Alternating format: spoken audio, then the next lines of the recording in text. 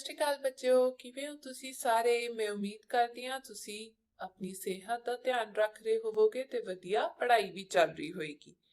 ਬੱਚਾ ਆਪਾਂ ਕਰ ਰਹੇ ਸੀ ਤੀਜੇ ਜਮਾਤ ਦੀ ਕਿਤਾਬ ਮੇਰੀ ਦੁਨੀਆ।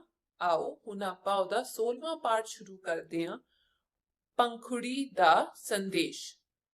ਪੰਖੁੜੀ ਸਾਡੇ ਘਰ ਵਿੱਚ ਸਭ ਤੋਂ ਹੁਸ਼ਿਆਰ ਅਤੇ ਹੋਣਹਾਰ ਕੁੜੀ ਹੈ। बचपन तो ही उसनू पढ़न दा बहुत शौक है। कालेज दी पढ़ाई करन तो बाद ओ दिल्ली चली गई, जिथे ओह टेलीकॉम कंपनी विच मैनेजर है।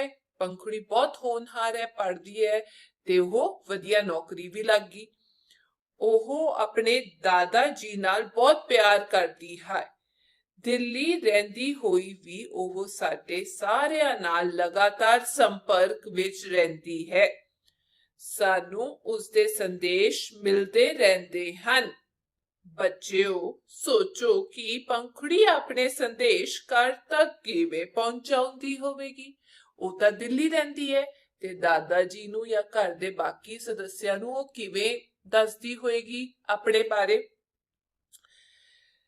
ਸਾਡੇ ਦਾਦਾ ਜੀ ਦੱਸਦੇ ਹੁੰਦੇ ਸਨ ਕਿ ਪੁਰਾਣੇ ਸਮਿਆਂ ਵਿੱਚ ਇੱਕ ਥਾਂ ਤੋਂ ਦੂਜੇ ਥਾਂ ਤੇ ਸੰਦੇਸ਼ ਭੇਜਣ ਲਈ ਦੂਤ ਭੇਜੇ ਜਾਂਦੇ ਸਨ, ਜੋ ਆਉਣ ਜਾਣ ਲਈ ਘੋੜਿਆਂ ਦਾ ਪ੍ਰਯੋਗ ਕਰਦੇ ਸਨ। ਪੁਰਾਣੇ ਜ਼ਮਾਨੇ ਵਿੱਚ ਤਾਂ ਦੂਤ ਭੇਜੇ ਜਾਂਦੇ ਸੀ। ਉਸ ਤੋਂ ਬਾਅਦ ਪੰਛੀਆਂ ਰਾਹੀਂ ਵੀ ਸੰਦੇਸ਼ ਭੇਜਣ ਦੀਆਂ ਅਨੇਕਾਂ ਉਦਾਹਰਨਾਂ ਮਿਲਦੀਆਂ ਹਨ। दादा जी दसदे हन कि उस समय संदेश भेजण लई महीने लग जांदे सन, पर उस पिछों सुनेहे भेजण दे ढंग तरीकिਆਂ ਵਿੱਚ ਹੋਰ ਬਦਲਾਅ ਆਏ ਅਤੇ ਸੁਨੇਹੇ ਸਾਡੇ ਤੱਕ ਚਿੱਠੀਆਂ ਰਾਹੀਂ ਭੇਜੇ ਜਾਣ ਲੱਗ ਪਏ। ਪਹਿਲਾਂ ਤਾਂ ਬਹੁਤ ਟਾਈਮ ਲੱਗ ਜਾਂਦਾ ਸੀ, ਪਰ ਫਿਰ ਅਸੀਂ ਚਿੱਠੀਆਂ ਰਾਹੀਂ ਸੁਨੇਹੇ ਭੇਜਣੇ ਸ਼ੁਰੂ ਕਰਤੇ। ਅੱਜ ਵੀ ਡਾਕੀਏ ਚਿੱਠੀਆਂ, पार्सल, मनी आर्डर आदि पहुंचाते हैं। इत्थे दिती हुई है किरिया। बच्चों, डाकिए कोल कई तरह दियां चिट्ठियां हुंदियां हन। अध्यापक दी मदद नाल चित्रां विच चिट्ठियां दे ना खाली थावां ते भरो। आ देखो, आ सब तो पहला जिहड़ी हैगी है ਇਹ ਇੱਕ ਜਿਵੇਂ ਆਪਾਂ ਕਹਿੰਦੇ ਆ ਡਾਕੀਏ ਦੀ ਚਿੱਠੀ ਸਿੰਪਲ ਵਾਲੀ, ਉਹ ਹੈਗੀ ਹੈ ਇੱਕ ਚਿੱਠੀ। ਇਹਨੂੰ ਆਪਾਂ ਕਹੀਦਾ ਪੋਸਟ ਕਾਰਡ।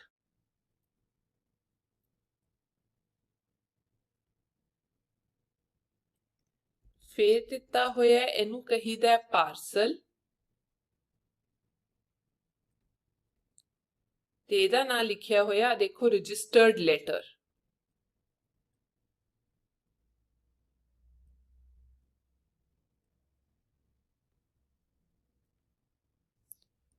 ਸੰਚਾਰ ਤੋਂ ਭਾਵ ਹੈ ਕਿ ਸੰਦੇਸ਼ ਭੇਜਣਾ ਅਤੇ ਪ੍ਰਾਪਤ ਕਰਨਾ। ਸੰਚਾਰ ਸਾਧਨਾ ਵਿੱਚ ਉੱਨਤੀ ਮਨੁੱਖ ਲਈ ਬਹੁਤ ਮਹੱਤਵਪੂਰਨ ਹੈ। ਸੰਚਾਰ ਯਾਨੀ ਕਿ ਕੋਈ ਸੰਦੇਸ਼ ਭੇਜਣਾ ਤੇ ਗੱਲਬਾਤ ਕਰਨਾ ਤੇ ਉਹਦਾ ਜਵਾਬ ਮੰਗਣਾ। ਤੇ ਇਹਨਾਂ ਵਿੱਚ ਜੇ ਆਪਾਂ ਤਰੱਕੀ ਕਰਾਂਗੇ ਉਹ ਸਾਡਾ ਹੀ ਫਾਇਦਾ ਕਰੇਗੀ। ਇਹ ਸੰਸਾਰ ਦੇ ਇੱਕ ਦੇਸ਼ ਦੇ ਲੋਕਾਂ ਨੂੰ ਦੂਸਰੇ ਲੋਕਾਂ ਨਾਲ ਜੋੜਦਾ ਹੈ। ਅੱਜ ਮਨੁੱਖ ਤਰੱਕੀ ਵੱਲ ਵੱਧ ਰਿਹਾ ਹੈ। ਇਸ ਦਾ ਮੁੱਖ ਸਿਹਰਾ ਸੰਚਾਰ ਤੇ ਆਧੁਨਿਕ ਸਾਧਨਾਂ ਨੂੰ ਜਾਂਦਾ ਹੈ। ਜਿਵੇਂ ਜਿਵੇਂ ਆਪਾਂ ਤਰੱਕੀ ਕਰ ਰਹੇ ਹਾਂ ਉਹਦਾ ਸਾਰਾ ਸ਼੍ਰੇਅ ਆਪਾਂ ਇਹਨਾਂ ਸਾਧਨਾਂ ਨੂੰ ਦਿੰਦੇ ਹਾਂ। ਆ ਦੇਖੋ ਕਿਰਿਆ ਦਿੱਤੀ ਹੋਈ ਹੈ। ਹੇਠ ਦਰਸਾਏ ਗਏ ਸੰਚਾਰ ਸਾਧਨਾਂ ਨੂੰ ਪਹਿਚਾਣੋ ਅਤੇ ਚਿੱਤਰਾਂ ਸਾਹਮਣੇ ਉਸ ਦਾ ਨਾਂ ਲਿਖੋ। ਸਭ ਤੋਂ ਪਹਿਲਾਂ ਬਣਾਇਆ ਗਿਆ ਬੱਚਿਓ, ਆ ਦੇਖੋ, ਜਾਂ ਤਾਂ ਇਸ ਨੂੰ ਤੁਸੀਂ ਲਿਖ ਸਕਦੇ ਹੋ ਟੀਵੀ ਜਾਂ ਆਪਾਂ ਇਹਨੂੰ ਕਹਿੰਦੇ ਆ ਟੈਲੀਵਿਜ਼ਨ।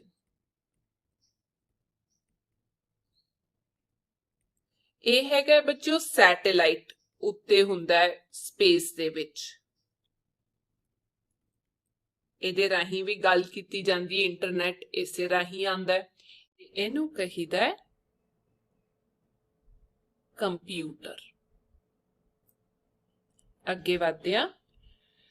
ਅਜਿਹੇ ਸਾਧਨ ਜਿਹੜੇ ਇੱਕੋ ਸਮੇਂ ਹੀ ਲੱਖਾਂ ਲੋਕਾਂ ਤੱਕ ਸੂਚਨਾ ਪਹੁੰਚਾ ਸਕਦੇ ਹਨ, ਇਹਨਾਂ ਨੂੰ ਲੋਕ ਸੰਚਾਰ ਦੇ ਸਾਧਨ ਆਖਿਆ ਜਾਂਦਾ ਹੈ। ਜਿਹੜੇ ਇੱਕੋ ਸਮੇਂ ਤੇ ਬਹੁਤ ਸਾਰੇ ਲੋਕਾਂ ਤੱਕ ਖਬਰਾਂ ਪਹੁੰਚਾ ਦਿੰਦੇ ਨੇ, ਕੋਈ ਗੱਲ ਪਹੁੰਚਾ ਦਿੰਦੇ ਨੇ, ਉਹਨੂੰ ਲੋਕ ਸਾਧਨ ਆਖਿਆ ਜਾਂਦਾ ਹੈ ਜਾਂ ਲੋਕ ਸੰਚਾਰ ਕਿਹਾ ਜਾਂਦਾ ਹੈ।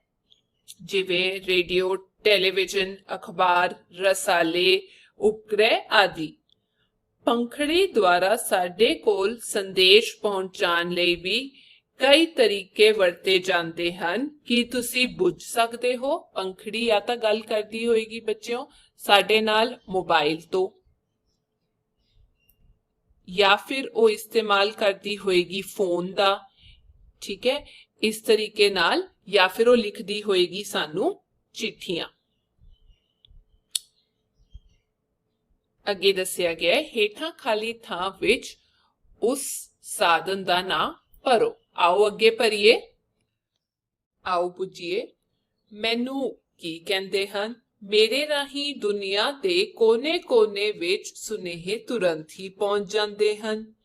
ਮੇਰੇ ਰਾਹੀਂ ਬਹੁਤ ਸਾਰੀਆਂ ਗੱਲਾਂ ਕੀਤੀਆਂ ਜਾ ਸਕਦੀਆਂ ਹਨ, ਜਦੋਂ ਕਿ ਚਿੱਠੀ ਦੁਆਰਾ ਸੀਮਿਤ ਗੱਲਬਾਤ ਕੀਤੀ ਜਾਂਦੀ ਹੈ। ਹੁਣ ਮੇਰੀ ਵਰਤੋਂ ਵੀ ਘਟਦੀ ਜਾਂਦੀ ਹੈ। ਤਾਂ ਇਹ ਕੀ ਚੀਜ਼ ਹੈ ਬੱਚੋ ਜਿਸ ਨਾਲ ਆਪਾਂ ਬਹੁਤ ਸਾਰੀਆਂ ਗੱਲਾਂ ਕਰ ਸਕਦੇ ਹਾਂ? ਇਹਨੂੰ ਤੁਸੀਂ ਕਹਿੰਦੇ ਹੋ ਟੈਲੀਫੋਨ। ਉਹਨੂੰ ਕਹਿੰਦਾ ਮੇਰੀ ਵਰਤੋਂ ਘੱਟ ਹੋ ਗਈ ਹੈ। ਕਿਉਂ ਘੱਟ ਹੋ ਗਈ ਹੈ? ਕਿਉਂਕਿ ਹੁਣ ਇੱਕ ਹੋਰ ਸਾਧਨ ਆ ਗਿਆ, ਪੜ੍ਹਦੇ ਹਾਂ ਉਹਦੇ ਬਾਰੇ। ਅਗਲਾ ਸਾਧਨ ਹੈਗਾ ਹੈ ਬੱਚਿਓ, ਮੈਨੂੰ ਕੀ ਕਹਿੰਦੇ ਹਨ? ਮੇਰੇ ਰਾਹੀਂ ਜਦੋਂ ਚਾਹੋ ਜਿੱਥੇ ਚਾਹੋ ਗੱਲਬਾਤ ਕੀਤੀ ਜਾ ਸਕਦੀ ਹੈ। ਮੈਂ ਲਿਖਤੀ ਚਿੱਠੀ ਵੀ ਤੁਰੰਤ ਹੀ ਭੇਜ ਦਿੰਦਾ ਹਾਂ। ਚਿੱਠੀ ਲਿਖਣ ਲਈ ਕਿਸੇ ਕਾਗਜ਼ ਜਾਂ ਪੈਨ ਦੀ ਲੋੜ ਵੀ ਨਹੀਂ ਹੁੰਦੀ। ਲੋਕ ਅਕਸਰ ਮੈਨੂੰ ਆਪਣੀ ਜੇਬ ਵਿੱਚ ਰੱਖਦੇ ਹਨ ਤੇ ਇਹ ਹੈਗਾ ਸਾਡਾ ਮੋਬਾਈਲ।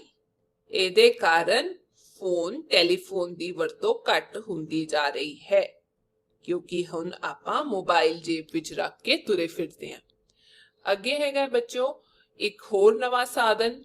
ਉਹ ਕਹਿੰਦਾ ਮੈਨੂੰ ਕੀ ਕਹਿੰਦੇ ਹਾਂ? ਤੁਸੀਂ ਦੱਸੋ। ਮੇਰੇ ਰਾਹੀਂ ਲਿਖੇ ਹੋਏ ਪੱਤਰਾਂ ਦੀ ਨਕਲ ਦੂਸਰੇ ਪਾਸੇ ਤੁਰੰਤ ਪ੍ਰਾਪਤ ਕੀਤੀ ਜਾ ਸਕਦੀ ਹੈ। ਇਹਨੂੰ ਕਹਿੰਦੇ ਆ ਬੱਚਿਓ ਫੈਕਸ। ਅਗਲਾ, ਤੁਸੀਂ ਇਹਨੂੰ ਫੈਕਸ ਵੀ ਕਹਿ ਸਕਦੇ ਹੋ, ਫੈਕਸ ਮਸ਼ੀਨ ਵੀ ਕਹਿ ਸਕਦੇ ਹੋ। ਅਗਲਾ ਹੈ ਮੈਂ ਕੀ ਹਾਂ? ਮੈਨੂੰ ਲਿਖਣ ਲਈ ਕਿਸੇ ਕਾਗਜ਼ ਜਾਂ ਪੈਨ ਦੀ ਲੋੜ ਨਹੀਂ ਹੁੰਦੀ। ਅੱਜ ਕੱਲ ਤੁਹਾਡੇ ਸਕੂਲਾਂ ਵਿੱਚ ਸੁਨੇਹੇ ਮੇਰੇ ਰਾਹੀਂ ਤੁਰੰਤ ਪਹੁੰਚ ਜਾਂਦੇ ਹਨ। ਮੇਰਾ ਪੂਰਾ ਨਾਮ ਇਲੈਕਟ੍ਰੋਨਿਕ ਮੇਲ ਹੈ, ਜਿਹਨੂੰ ਈਮੇਲ ਵੀ ਕਿਹਾ ਜਾਂਦਾ ਹੈ। ਮੈਨੂੰ ਕੰਪਿਊਟਰ ਰਾਹੀਂ ਭੇਜਿਆ ਜਾਂਦਾ ਹੈ। ਤਾਂ ਇਹ ਹੋ ਗਿਆ ਸਾਡਾ ਈਮੇਲ। ਮੈਂ ਇੱਥੇ ਲਿਖ ਦਿੰਦੀ ਹਾਂ ਈਮੇਲ।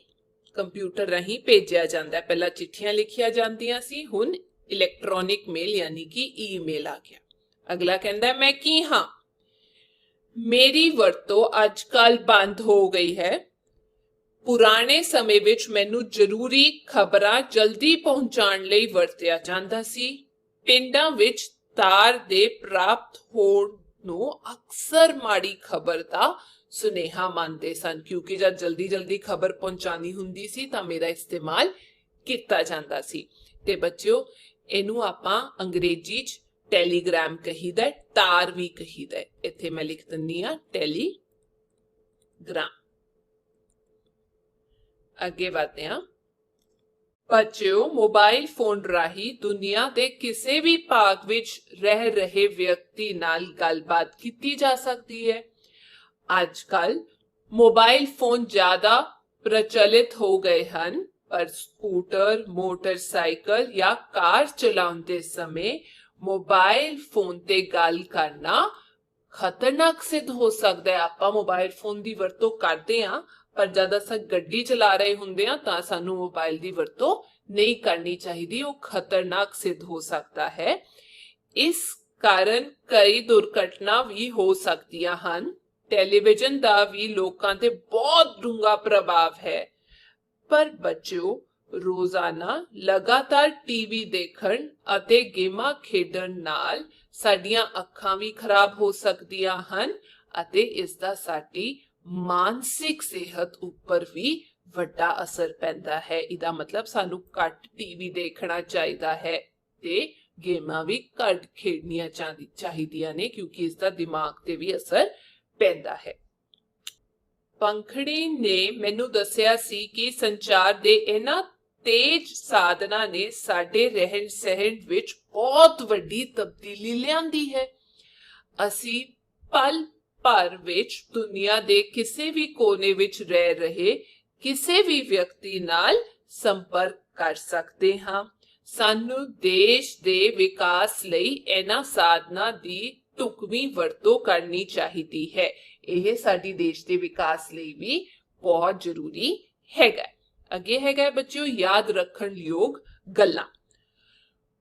ਪੁਰਾਣੇ ਸਮਿਆਂ ਵਿੱਚ ਇੱਕ ਸਥਾਨ ਤੋਂ ਦੂਜੇ ਸਥਾਨ ਤੇ ਸੰਦੇਸ਼ ਭੇਜਣ ਲਈ ਦੂਤ ਜਾਂਦੇ ਸਨ, ਜੋ ਆਉਣ ਜਾਣ ਲਈ ਘੋੜਿਆਂ ਦਾ ਪ੍ਰਯੋਗ ਕਰਦੇ ਸਨ। ਡਾਕੀਏ ਚਿੱਠੀਆਂ, ਪਾਰਸਲ, ਮਨੀ ਆਰਡਰ ਆਦਿ ਪਹੁੰਚਾਉਂਦੇ ਹਨ। ਅਗਲਾ ਸੰਚਾਰ ਤੋਂ ਭਾਵ ਹੈ ਸੰਦੇਸ਼ ਭੇਜਣਾ ਅਤੇ ਪ੍ਰਾਪਤ ਕਰਨਾ। ਅਜਿਹੇ ਸਾਧਨ ਜਿਹੜੇ ਇੱਕੋ ਸਮੇਂ ਹੀ ਲੱਖਾਂ ਲੋਕਾਂ ਤੱਕ ਪਹੁੰਚ ਸਕਦੇ ਹਨ, ਇਹਨਾਂ ਨੂੰ ਲੋਕ ਸੰਚਾਰ ਦੇ ਸਾਧਨ ਆਖਿਆ ਜਾਂਦਾ ਹੈ, ਜਿਵੇਂ ਰੇਡੀਓ, ਟੈਲੀਵਿਜ਼ਨ, ਅਖਬਾਰ, ਰਸਾਲੇ, ਉਪਗ੍ਰਹਿ ਆਦਿ। ਟੈਲੀਗ੍ਰਾਮ ਦੀ ਵਰਤੋਂ ਅੱਜ ਕੱਲ੍ਹ ਬੰਦ ਹੋ ਗਈ ਹੈ। ਸਕੂਟਰ, ਮੋਟਰਸਾਈਕਲ ਜਾਂ ਕਾਰ ਚਲਾਉਂਦੇ ਸਮੇਂ ਮੋਬਾਈਲ ਫੋਨ ਤੇ ਗੱਲ ਕਰਨਾ ਖਤਰਨਾਕ ਸਿੱਧ ਹੋ ਸਕਦਾ ਹੈ। ਇਸ ਕਾਰਨ ਕਈ ਦੁਰਘਟਨਾ ਵੀ ਹੋ ਸਕਦੀਆਂ ਹਨ। ਇਸੇ ਕਰਕੇ ਸਾਨੂੰ ਮੋਬਾਈਲ ਫੋਨ ਦੀ ਵਰਤੋਂ ਗੱਡੀ ਚਲਾਉਂਦੇ ਹੋਏ ਨਹੀਂ ਕਰਨੀ ਚਾਹੀਦੀ। ਅੱਗੇ ਹੈਗਾ ਖਾਲੀ ਥਾਵਾਂ ਭਰੋ। ਫੈਕਸ, ਟੈਲੀਗ੍ਰਾਮ ਜਾਂ ਤਾਰ, ਦੂਤ ਖਤਰਨਾਕ। ਪਹਿਲਾ ਸਵਾਲ ਹੈ ਬੱਚਿਓ, ਪੁਰਾਣੇ ਸਮਿਆਂ ਵਿੱਚ ਇੱਕ ਸਥਾਨ ਤੋਂ ਦੂਜੇ ਸਥਾਨ ਤੇ ਸੰਦੇਸ਼ ਭੇਜਣ ਲਈ ਦੂਤ ਭੇਜੇ ਜਾਂਦੇ ਸਨ। ਪਿੰਡਾਂ ਵਿੱਚ ਕੀ ਮੰਨਿਆ ਜਾਂਦਾ ਸੀ ਕਿ ਕੀ ਪ੍ਰਾਪਤ ਹੋਣਾ ਮਾੜੀ ਖਬਰ ਦਾ ਸੁਨੇਹਾ ਮੰਨਿਆ ਜਾਂਦਾ ਸੀ? ਟੈਲੀਗ੍ਰਾਮ, ਜੋ ਤੇਜ਼ ਖਬਰ ਫਟਾਫਟ ਖਬਰ ਪਹੁੰਚਾ ਦਿੰਦਾ, ਜਾਂ ਫਿਰ ਉਹਨੂੰ ਆਪਾਂ ਤਾਰ ਕਹਿੰਦੇ ਆ। ਕਿਸ ਰਾਹੀਂ ਲਿਖੇ ਹੋਏ ਪੱਤਰਾਂ ਦੀ ਨਕਲ ਦੂਸਰੇ ਪਾਸੇ ਤੁਰੰਤ ਪ੍ਰਾਪਤ ਕੀਤੀ ਜਾ ਸਕਦੀ ਹੈ, ਉਹਨੂੰ ਆਪਾਂ ਕਹੀਦਾ ਫੈਕਸ। ਅਗਲੀ ਗੱਲ, ਸਕੂਟਰ, ਮੋਟਰਸਾਈਕਲ ਜਾਂ ਕਾਰ ਚਲਾਉਂਦੇ ਸਮੇਂ ਮੋਬਾਈਲ ਫੋਨ ਤੇ ਗੱਲ ਕਰਨਾ ਖਤਰਨਾਕ सिद्ध हो सकता है। अगला है सही या गलत का निशान लगाओ। पहला, लोग अक्सर मोबाइल फोन नू जेब विच रखते हैं, बिल्कुल ठीक। उपग्रह एक संचार साधन नहीं है, एक गलत है। डाकिया चिट्ठियां पहुंचाउण दा काम करता है, ठीक है। संचार तो की भाव, संचार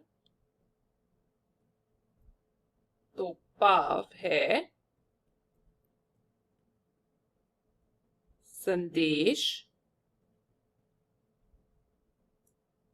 भेजना अते प्राप्त करना। अगे लोक संचार साधना दियां कुछ उदाहरणां दिओ। इनू आपां इत्थे लिख लैंदे हां। एक हैगा रेडियो, टेलीविजन,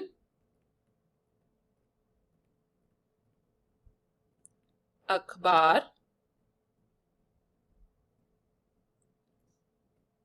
रसाले ते उपग्रह।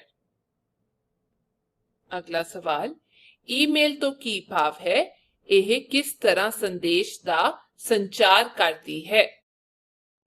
ईमेल ਦਾ ਪੂਰਾ ਨਾਮ ਹੁੰਦਾ ਹੈ ਬੱਚਿਓ, ਇੱਥੇ ਉੱਤਰ ਲਿਖ ਦਿੰਨੀ ਆ, ਇਲੈਕਟ੍ਰੋਨਿਕ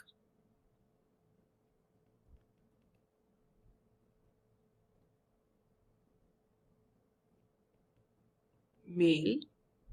ਇਸ ਦੇ ਲਈ ਕਾਗਜ਼ ਦੀ ਵਰਤੋਂ ਨਹੀਂ ਕੀਤੀ ਜਾਂਦੀ ਹੈ, ਤੁਰੰਤ ਹੀ ਪਹੁੰਚ ਜਾਂਦਾ ਹੈ। ਇਹ ਕਿਸ ਤਰ੍ਹਾਂ ਸੰਦੇਸ਼ ਦਾ ਸੰਚਾਰ ਕਰਦਾ ਹੈ? ਇਹ ਕੰਪਿਊਟਰ ਇਹ ਕੰਪਿਊਟਰ ਰਾਹੀਂ ਸੰਦੇਸ਼ ਦਾ ਸੰਚਾਰ ਕਰਦਾ ਹੈ। ਅੱਗੇ ਵਧਦੇ ਹਾਂ ਬੱਚਿਓ। ਦਿਮਾਗੀ ਕਸਰਤ, ਸੰਚਾਰ ਦੇ ਆਧੁਨਿਕ ਸਾਧਨ। ਆਧੁਨਿਕ ਚ ਕੀ ਆ ਜਾਏਗਾ ਬੱਚਿਓ? ਇੱਕ ਤਾਂ ਆ ਜਾਏਗਾ ਟੀਵੀ, कंप्यूटर, मोबाइल,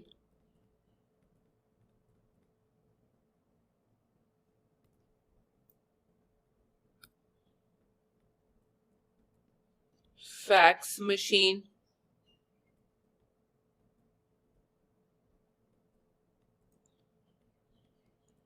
ईमेल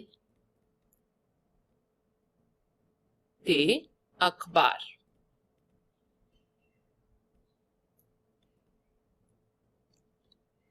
अगला संचार दे पुराने साधन। पुरानियां विच आ जांदा है रेडियो,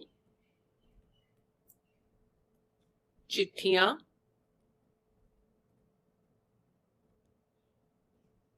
पोस्ट कार्ड,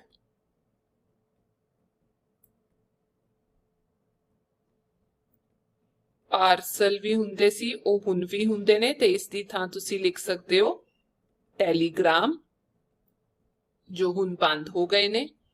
ਦੂਤ ਭੇਜੇ ਜਾਂਦੇ ਸੀ ਤੇ ਪੰਛੀਆਂ ਰਾਹੀਂ ਵੀ ਸੰਦੇਸ਼ੇ ਪਹੁੰਚਾਏ ਜਾਂਦੇ ਸੀ।